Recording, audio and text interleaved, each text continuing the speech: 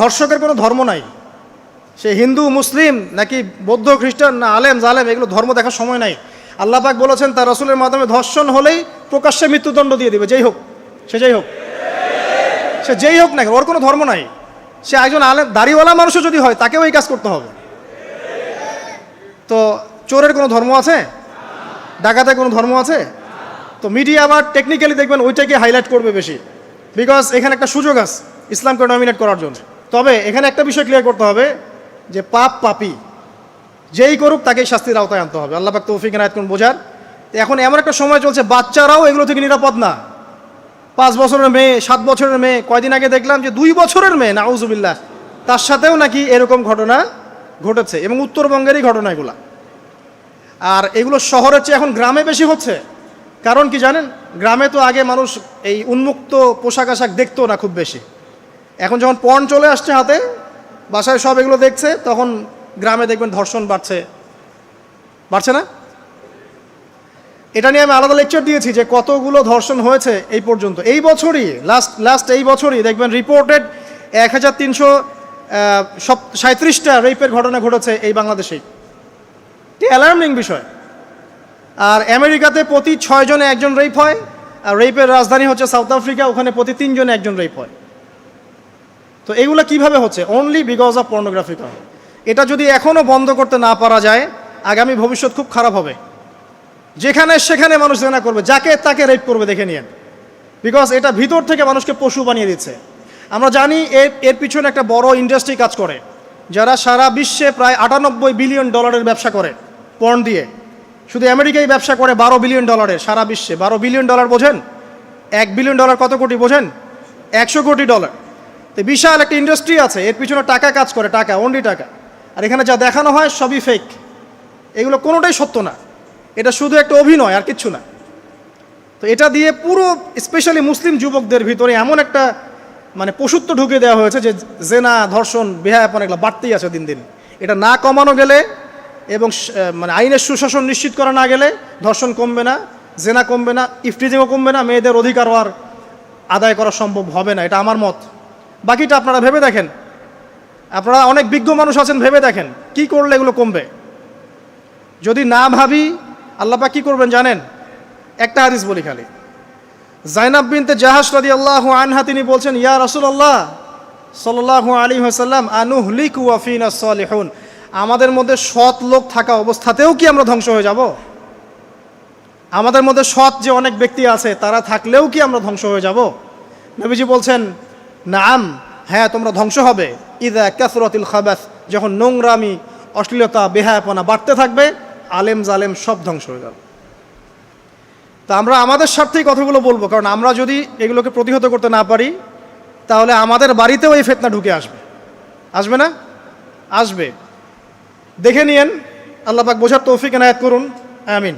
তো কওমে লূতকে আল্লাহ পাক কী করেছেন? সুন্দর বালকের রূপে এই জিবরাইল আর মিকাইল আলাইহিস সালামকে পাঠিয়েছেন। এখন লূতের লোকরা বলছে যে তোমার ঘরে যে মেহমান দুজন এসেছে ওদেরকে আমাদেরকে দাও। নাউজুবিল্লাহ, বুঝতে পারেন নাই? তোমার ঘরে যে দুজন মেহমান এসেছে, ওই দুজন মেহমানকে নিতে এসেছে। লূত আলাইহিস সালাম বলছেন যে আমার হাউলাই বানাতিন কুনতুম ফাইলিন, তোমাদের যদি বিয়ে করার ইচ্ছা থাকে, আমার মেয়েরা আছে, তাদেরকে বিয়ে করা প্রয়োজনে। একজন নবী তার মেয়েকে বিয়ে দিতে যাচ্ছেন, তাও তোমরা এই পথে যেও না। তখন এই কওমে লূতের লোকরা বলছে, তুমি খুব ভালো করে জানো হে লূত আমরা কি জন্য এসেছি। তখন তিনি বলছেন, আলাইসা মিনকুম রাজুলুন রশিদ, তোমাদের মধ্যে কি একজনও ভালো মানুষ নাই? এরপরে আল্লাহর আযাব আসলে লূত আলাইহিস সালাম এবং তার স্ত্রী চলে যাচ্ছেন। তার স্ত্রী কিন্তু আবার ঈমানদার ছিলেন না, সে পিছনে ফিরে বারবার দেখছে। নূহ আলাইহিস সালামের স্ত্রী যেমন ঈমানদার ছিলেন না, লূত আলাইহিস সালামের স্ত্রীও তেমনি ঈমানদার ছিলেন না। নবীর স্ত্রী হওয়া সত্ত্বেও তারা কিন্তু জাহান্নামে যাবে, নাউজুবিল্লাহ। তো এই লূতকে ধ্বংস করলেন আল্লাহ পাক, কওমে লূতকে এভাবে ফেরেশতার পাখা দিয়ে ওই পুরো জায়গাটাকে উঠিয়ে নিয়ে মাটিতে আবার ধসিয়ে দেওয়া হয়েছে। এই জায়গাটা এখন নিদর্শন হয়ে আছে। জর্ডানের পাশে দেখবেন ওই যে ডেড সি, একটা মৃত সাগর আছে না, ওইটা ছিল সেই জায়গা। এখানে সাদুম গোত্র থাকতো, সাদুম, এই কওমের নাম ছিল সাদুম। এরা সব ছিল, এখন আপনার জন্য আমার নসিহত হচ্ছে, নবী সাল্লাল্লাহু আলাইহি ওয়াসাল্লাম বলেছেন, আমি শেষ জামানায় আমার উম্মতের উপর কিছু বিষয় ভয় করি, যে এগুলো আমার উম্মতের মধ্যে ঢুকে যাবে, আমি আশঙ্কা করে ঢুকে যাবে। কি কি বিষয়? এক নাম্বার, যে আমি আশঙ্কা করি যে আমার উম্মতের মধ্যে মূর্তি পূজা ঢুকে যাবে, মুসলিম কিন্তু স্ট্যাচু ওয়ার্শিপ করবে। দুই, আমি আশঙ্কা করি আমার উম্মতের মধ্যে রিয়া ঢুকে যাবে। রিয়াটা কি? লোক দেখানো আমল। রিয়া কি? লোক দেখানো আমল। আমি আশঙ্কা করি যে আমার উম্মতের মধ্যে ছড়িয়ে পড়ে নাই, এগুলো নবী সাল্লাল্লাহু আলাইহি ওয়াসাল্লামের আশঙ্কা ছিল। দেখেন সবগুলো এখন বাস্তব হয়ে গেছে। আল্লাহ রাব্বুল আলামিন পাপ থেকে আমাদেরকে হেফাজত করুন, আমিন। এভাবেই ইতিহাস রিপিট হয়েছে। আল্লাহ পাক এদেরকেও ধ্বংস করেছেন। এর আগে আল্লাহ পাক নূহ আলাইহিস সালামের কওমকেও ধ্বংস করেছেন। কি কারণে? তারা লাত, এই যে ইয়াগুস, ইয়াউক, নাসর, এরকম কিছু স্ট্যাচু ওয়ার্শিপ করত। এক পর্যায়ে আল্লাহ রাব্বুল আলামিন 950 বছর দাওয়াত দিয়েছেন নূহ আলাইহিস সালাম তার কওমকে। 950 বছর দাওয়াত দেওয়ার পরেও তার কওম যখন আল্লাহর আনুগত্য করলো না, আল্লাহ রাব্বুল আলামিন মহাপ্লাবন দিয়ে তাদেরকে ধ্বংস করে দিয়েছে। এভাবেই যুগে যুগে ইতিহাস রিপিট করেছে। আমাদের নবী মুহাম্মদ সাল্লাল্লাহু আলাইহি ওয়াসাল্লামের সময়ও এই হিস্ট্রিটাই ছিল। আবু জাহেল, আবু লাহাব, উতবা, সাইবা যারা ছিল, তারা মূলত সমাজটাকে দ্বিখণ্ডিত করে ফেলেছিল, খণ্ডে খণ্ডে ভাগ করে ফেলেছে, ডিভাইড অ্যান্ড রুলের মতো। সমাজে সুদ ছড়িয়ে দিয়েছিল, জেনা ছড়িয়ে দিয়েছিল, পরকীয়া ছড়িয়ে দিয়েছে এবং শিরিক ছড়িয়ে দিয়েছে এবং গোত্রীয় হানাহানি চলছিল। এরকম একটা অবস্থায় নবী সাল্লাল্লাহু আলাইহি ওয়াসাল্লাম ওই সমাজের মধ্যে আসেন নবী হিসেবে। এসে মাত্র 23 বছর সময় নিয়েছেন। কত বছর? মাত্র 23 বছর। আমাদের তো সমাজ সংস্কারের শতাব্দী পার হয়ে যাচ্ছে। এক একটা রেভলিউশন দেখবেন শতাব্দী পার হয়ে যাচ্ছে, কিন্তু কোনো আলটিমেট রেজাল্ট নাই। নবী সাল্লাল্লাহু আলাইহি ওয়াসাল্লাম 23 বছর সময় নিয়েছেন, মাত্র 23 বছর। এই 23 বছরে কোরআন এবং হাদিস এই দুটোকে হাতে নিয়ে নবী সাল্লাল্লাহু আলাইহি ওয়াসাল্লাম সমাজের প্রত্যেকটা জাহিলিয়াত উপর থেকে সরিয়ে দেন নাই, শেকড় থেকে উপরে ফেলেছে। তবে তিনি যখন ইসলাম প্রতিষ্ঠা করে দিয়ে চলে গেছেন, খোলাফায়ে রাশেদার যুগ চলে গেছে, তারপর উমাইয়া খেলাফত এসেছে প্রায় 100 বছরের মতো, পরে আব্বাসীয়রা এসেছে প্রায় 550 বছরের মতো, আস্তে আস্তে ফাতেমিরা এসেছে, ওদিকে কর্ডোভার, স্পেনে আন্দালুসি উমাইয়া শাসন ছিল, ওসমানীয়রা এসেছে। এভাবে ইতিহাস চলেছে দীর্ঘদিন, প্রায় 1400 বছর। শেষ পর্যায়ে গিয়ে নবী সাল্লাল্লাহু আলাইহি ওয়াসাল্লাম কিছু ভবিষ্যৎবাণী করে গেছে, যখন শেষ জামানাগুলো আসবে তখন দেখবে তোমরা সমাজে সুদটা ছড়িয়ে পড়বে বেশি, জেনা ছড়িয়ে পড়বে, পর্ন ছড়িয়ে পড়বে। পর্ন কথা তো তিনি বলেন নাই, বলেছেন অশ্লীলতা ছড়িয়ে পড়বে। এখন আমরা বলছি এটা পর্নোগ্রাফি। তিনি আরও বলেছেন সময়গুলো সংক্ষিপ্ত হয়ে আসবে, মানুষের হঠাৎ মৃত্যুর পরিমাণ বেড়ে যাবে, অনেক কিছু বলে গেছেন। দিন চলে যাবে মনে হবে একটা ঘন্টার মতো চলে গেল, বছর চলে যাবে একটা মাসের মতো, মাস যাবে একটা সপ্তাহের মতো। অনেকগুলো সাইন তিনি বলে গেছেন। মুসলিমদের মধ্যে বিভক্তি বাড়তে থাকবে, হত্যা, হারাজ বাড়বে। হারাজ, হত্যা মানে হারাজ, মানে একজন ব্যক্তিকে হত্যা করা হবে, সে জানবে না আমাকে কেন হত্যা করা হলো, আর একজন ব্যক্তি হত্যা করবে, সেও বুঝবে না কেন তাকে মারলাম। ফাসাদ বাড়তে থাকবে, উঁচু উঁচু অট্টালিকা নির্মাণের প্রতিযোগিতা বাড়তে থাকবে। হচ্ছে না এগুলো?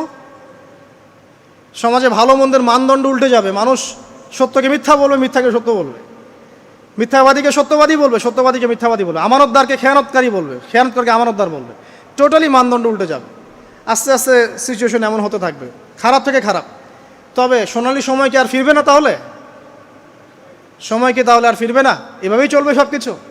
না, এভাবে চলবে না ইনশাআল্লাহ। আল্লাহ রাব্বুল আলামিন তার রাসূলের মাধ্যমে জানিয়েছেন এই সব কিছুই সাময়িক, সব কিছু সাময়িক। ইতিহাস আবার পুনরাবৃত্তি ঘটাবে। ইতিহাস সভ্যতা শুরু হয়েছিল একজন নবী দ্বারা, শেষও হবে আরেকজন নবী দ্বারা ইনশাআল্লাহ তাআলা। এবং তিনি নতুন কোনো শরীয়ত নিয়ে আসবেন না, নতুন কোনো ধর্ম নিয়ে আসবেন না, বরং তিনি এসে বরং ক্রুশ ভেঙে ফেলবেন। শুয়োরের মাংস এটাকে একদম টোটালি হারাম করে ফেলবেন। জিজিয়া যে ট্যাক্সটা আছে এটাকে উঠিয়ে দিবেন। এবং তিনি 40 ইয়ার্স, হাদিসে এসেছে 40 বছর তিনি এই পৃথিবীতে থাকবেন। কত বছর? 40 বছর। ওই সময় সম্পর্কে এমন কথা এসেছে যে জাকাত নেয়ার জন্য একটা মানুষ খুঁজে পাওয়া যাবে না। আসতে কতদিন এটা আমরা বলতে পারবো না, এটা আল্লাহ পাক জানেন, আল্লাহ জানেন। এটা কতদিন এটা আমরা বলতে পারবো না, এটা বলার অধিকারও আমাদের নাই, বিকজ এটা গায়েবের বিষয়। কিন্তু আলামতগুলো আস্তে আস্তে আস্তে আস্তে ওইদিকে যাচ্ছে। এখন তিনি আজকেই আসুন আর কালকেই আসুন, ইমাম মাহদী আজই আসুক আর কালই আসুক, আপনার আমার দায়িত্ব চেঞ্জ হবে না। দায়িত্ব কি চেঞ্জ হবে?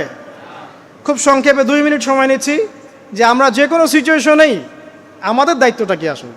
এক নাম্বার কথা হচ্ছে ভাই যে বড় পরিসরে চিন্তা বাদ দিয়ে আগে ছোট পরিসরে আসেন, নিজের ব্যক্তি জীবনে আগে ইসলাম প্রতিষ্ঠা করেন, নিজে আগে পড়াশোনা করি, দিনের জ্ঞান অর্জন করেন, পড়াশোনা করেন, যে লাইনেই পড়াশোনা করছেন করেন, কিন্তু ইসলামটাকে, ইসলামের ফরজ ওয়াজিব সুন্নত মোস্তাহাবগুলো শেখেন।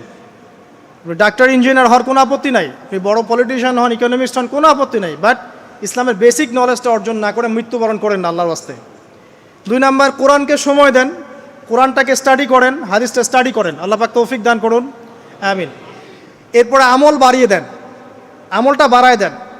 এখন সময় থাক 100 বছর আর 500 বছর বা 2 বছর, আমল বাড়ায় দেন। আপনার আমল আপনার সাথেই, কেউ কারো কবরে যাবে না। অতএব আমল বাড়িয়ে দেওয়ার চেষ্টা করি, আল্লাহ পাক তৌফিক দান করুন।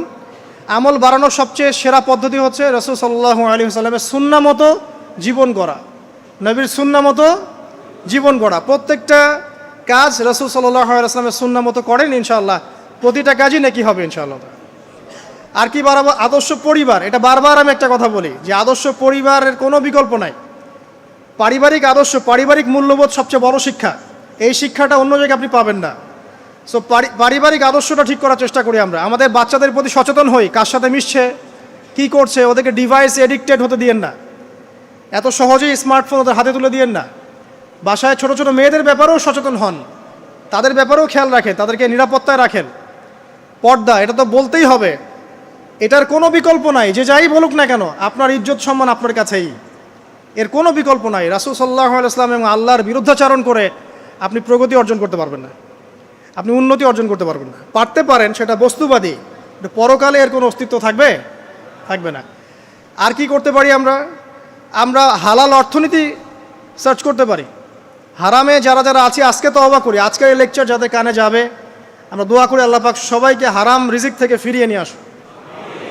আমি বারবার একটা কথা বলি ভাই, আপনার আমল নামায় যতটুকু রিজিক আছে এর একটা দানা না খেয়ে আপনি মৃত্যুবরণ করবেন না, আপনার মৌত হবে না।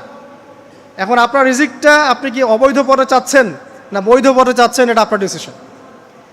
আপনি যদি বৈধ পথে চান, ওই পরিমাণ রিজিক আপনাকে খাওয়াবেন আল্লাহ পাক, তারপর মৃত্যুবরণ করবেন। আর যদি অবৈধ পথে চান, সেটাই খাওয়াবেন, খাওয়ায় মৃত্যুবরণ করবেন। মানে আপনি ডিসিশন নেন কোন দিকে যাবেন। আর রিজিকের মালিক আল্লাহ আমরা খালি মুখে বলি, মনে কিন্তু বিশ্বাস করি না। মনে যদি বিশ্বাস করতাম তাহলে আমরা কিন্তু কখনো সুদের ধার ধারতাম না, আমরা ঘুষ দুর্নীতি করতাম না। কারণ আমরা করছি কেন? মনে করছি যে আমি এটা করলে রিজিক বাড়বে। আর আপনি যাদের জন্য এই কাজগুলো করছেন, আপনার স্ত্রী, আপনার সন্তান, আপনার পরবর্তী প্রজন্ম, 40 দিন সময় নেবেন আপনাকে ভুলে যেতে।